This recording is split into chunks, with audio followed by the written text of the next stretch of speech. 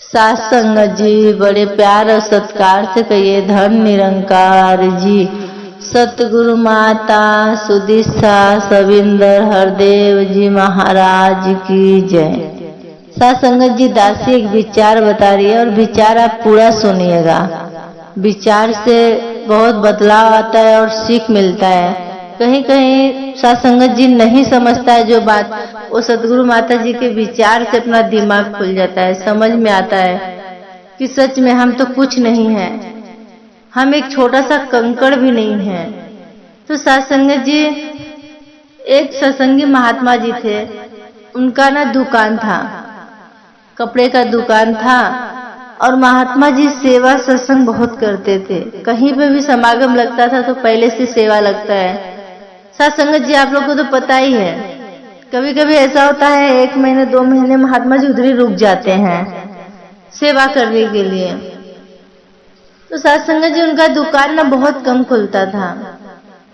सुबह जाते थे सत्संग, उधर सेवा में कुछ मिला तो लग गए, सेवा करके आते थे, घर पे कुछ नाश्ता पानी करके आते थे दुकान खोलने के लिए। तो साथ संगत जी जब दुकान खोलते थे तो जो बाजू में दुकान वाला था, कपड़े के किराने स्टोर बहुत सारे दुकान थे साथ संगत जी, तो दुकान वाला बोलता है, रोज देखता था और एक दिन उससे महात्मा जी से पूछा, भाई साहब आप तो दुकान बहुत लेट खोलते हो, फिर भी आपके ग्राहक आ जाते, क्या आप ग्राहक को टाइम बता के रखे हो कि मैं इतना टाइम को आऊंगा और हमारा दुकान इतने बजे ही ओपन होगी? आप सब बातें करके रखे हैं ग्राहक से।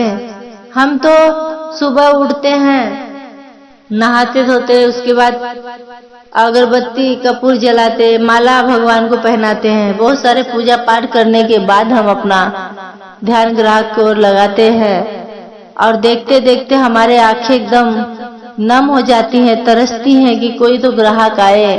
और आपके पास देखता हूँ जब दुकान खोलते हो कुछ नहीं करते हो, न तो अगरबत्ती लगाते हो न पूजा पाठ करते हो, और आपकी इतना अच्छा ग्राहक की लाइन लगी रहती है। तो सत्संगी महात्मा बोलते हैं साथ संगत जी कि भाई साहब मेरा तो सतगुरु माता जी है, मैं उनका नौकरी करता हूँ, चलाने वाली वो माता जी है हमारी, मैं उनके आगे कुछ नहीं हूँ। तो बोले आप बताइए कैसे करते हैं?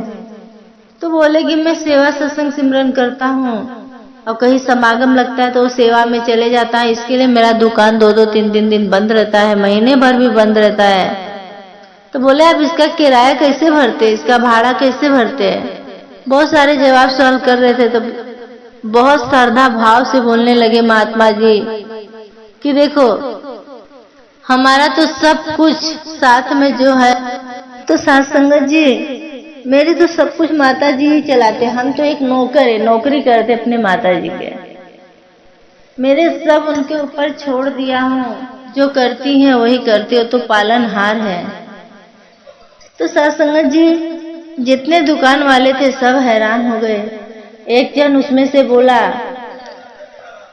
ओ महात्मा जी मुझे भी आप लेके चलो, आप जहाँ पे जाते हो, मंदिर जाते हो कि मस्जिद? क्या मंदिर मस्जिद में नहीं जाता हूँ, मैं सिर्फ अपने निरंकारी भवन जाता हूँ और मुझे तो कुछ नहीं आता है कि मंदिर और मस्जिद किधर जाने का। माता जी ने एक ही रास्ता दिखाया और एक ही दर, एक ही जगह, एक के जानो एक के मानो एक हो जाओ। हमारे माता जी ने जात पात हमें नहीं सिखाते, अहंकार नहीं सिखाते हैं।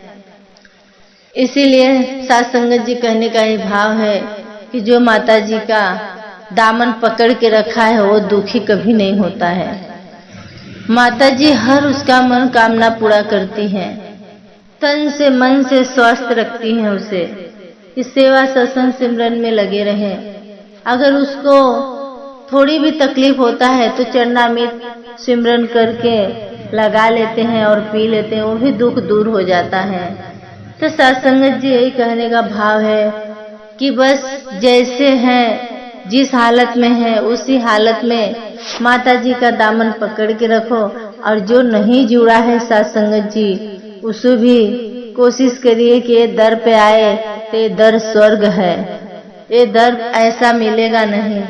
मनुष्य तन मिला है तो इसे अच्छे से आप अपने जीवन में ढाल लो। साथ संगत जी दासी ये विचार बोली है, जो कुछ गलती हुआ रहेगा दासी को क्षमा करना, बोलने में एक छोटा बच्चा समझ के बख्श लेना। साथ संगत जी बड़े प्यार और सत्कार से कहिए धन निरंकार जी।